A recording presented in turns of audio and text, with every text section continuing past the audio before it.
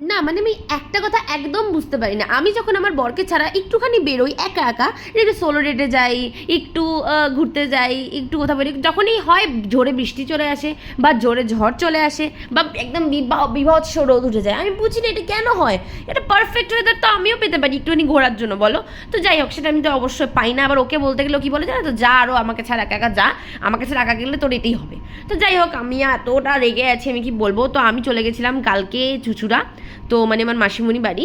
তো আমি একদম ট্রেনে করে নৈহাটি স্টেশনে নেমে দৌড়াতে দৌড়াতে এসে এসে লঞ্চটাকে ধরেছিলাম, কারণ লঞ্চটা অলরেডি ছেড়ে দিচ্ছিলো। তারপর আর কি টোটো করে, ও হো, দেখেছো, বলতেই ভুলে গেছি যে আমি কেন মাসির বাড়িতে গেছিলাম। সামনে পুজো আসছে, তো সবার জন্য একটু টুকিটাকি জিনিসপত্র, আর কিছুদিন আগে বেনারস গেছিলাম, তো সবার জন্য একটুখানি হালকা পাতলা কিছু স্পেশাল স্পেশাল জিনিসপত্র এনেছি। আর স্পেশালি গেছিলাম মাসিমণির হাতে খাওয়ার খেতে। ওফ, আমার মাসি হেভি রান্না করে, বিশ্বাস করো। তারপর আর কি খাওয়া দাওয়া করে গল্প গুজব করে আবার সন্ধ্যের সময়তে আবার ব্যাক করেছি, আবার ওদেরকে সাথে নিয়েই ব্যাকটা করেছিলাম আমি।